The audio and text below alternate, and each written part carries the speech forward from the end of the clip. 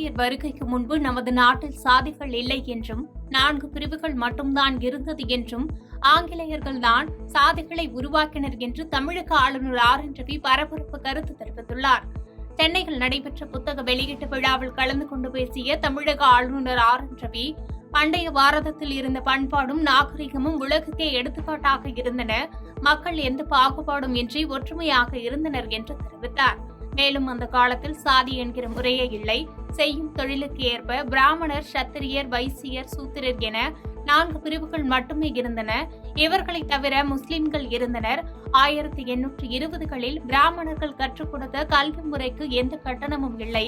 அன்றைய காலத்திலேயே இலவச கல்வியை அறிமுகப்படுத்தியவர்கள் நாம் தான் என்று தெரிவித்த ஆளுநர், ஆங்கிலேயர்கள் வந்ததற்கு பிறகுதான் இந்த கல்வி முறை திட்டமிட்டு ஒழிக்கப்பட்டது. சாதிகளையும் ஆங்கிலேயர்கள் தான் உருவாக்கினர் என்று தெரிவித்தார். மாணவர்களின் நம்பிக்கைதான் நாளைய நம் புகழுக்கான அச்சாணி என்று முதலமைச்சர் மு.க.ஸ்டாலின் எக்ஸ் தளத்தில் பதிவிட்டுள்ளார். நான் முதல்வன் திட்டத்தின் கீழ் லண்டனில் உள்ள டர்ஹாம் பல்கலைக்கழகத்தில் 1 வார பயிற்சி முடித்துவிட்டு சென்னை திரும்பிய மாணவர்கள் முதலமைச்சர் மு.க.ஸ்டாலினை நேரில் சந்தித்து நன்றி தெரிவித்தனர்.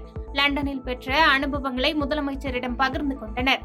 சர்வதேச நிறுவனங்களில் வேலை கிடைக்க வாய்ப்புள்ளதாகவும் நம்பிக்கை தெரிவித்தனர். இந்த சந்திப்பு தொடர்பாக முதலமைச்சர் மு.க.ஸ்டாலின் வெளியிட்டுள்ள எக்ஸ் தள பதிவில், நான் முதல்வன் திட்டம் என்னுடைய கனவு திட்டம் மட்டுமல்ல, நான் விரும்பும் மாணவ செல்வங்களின் கனவுகளை நனவாக்கும் திட்டம்.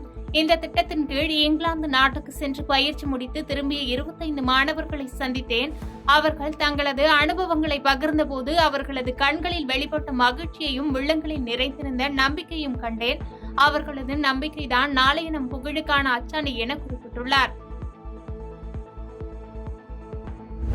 வயநாடு தொகுதி MP பொறுப்பை ராஜினாமா செய்ய ராகுல் காந்தி முடிவு செய்துள்ளார்.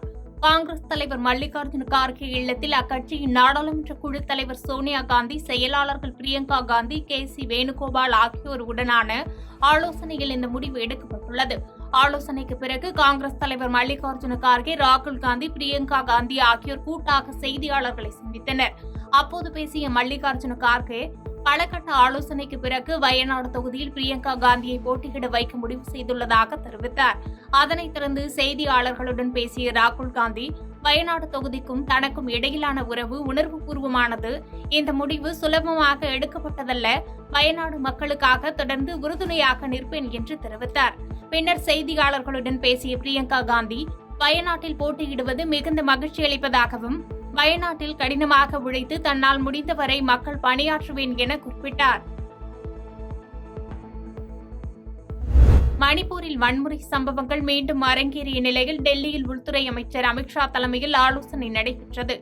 பாதுகாப்பு நிலவரம் குறித்த உயர்மட்ட ஆலோசனைக் கூட்டத்தில் மத்திய மாநில அரசுகளின் உயர் அதிகாரிகள் மற்றும் ராணுவ அதிகாரிகளும் பங்கேற்றிருந்தனர். அப்போது மணிப்பூரில் மீண்டும் வன்முறை நிகழாமல் இருப்பதை உறுதி செய்ய வேண்டும் என்று அதிகாரிகளுக்கு அமித்ஷா அறிவுறுத்தினார்.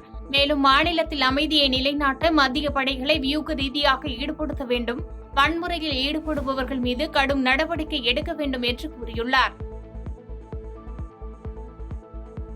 பேசுவதை விட்டுவிட்டு செயலில் காட்டுங்கள் என மத்திய அரசுக்கு மேற்குவங்க முதலமைச்சர் மம்தா பானர்ஜி கருத்து தெரிவித்துள்ளார்.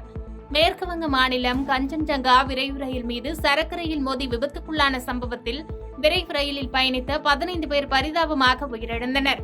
மேலும் 60க்கும் மேற்பட்ட பயணிகள் படுகாயங்களுடன் மீட்கப்பட்டு மருத்துவமனையில் அனுமதிக்கப்பட்டு சிகிச்சை பெற்று வருகின்றனர். இந்த நிலையில் தேர்தலை பற்றி மட்டும் கவலைப்படும் பாஜகவுக்கு பயணிகள் குறித்தோ ரயில்வே ஊழியர்கள் குறித்தோ அக்கறை இல்லை என்று மேற்குவங்க முதலமைச்சர் மம்தா பானர்ஜி குற்றம் சாட்டியதோடு, பேசுவதை விட்டுவிட்டு பாஜக செயலில் இறங்க வேண்டும் என்று கருத்து தெரிவித்துள்ளார்.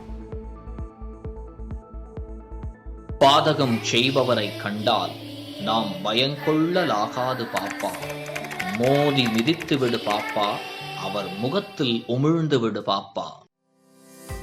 அண்மை செய்திகளை உடனுக்குடன் தெரிந்து கொள்ள இணைந்திருங்கள் இயம்நாடு தொலைக்காட்சியுடன்.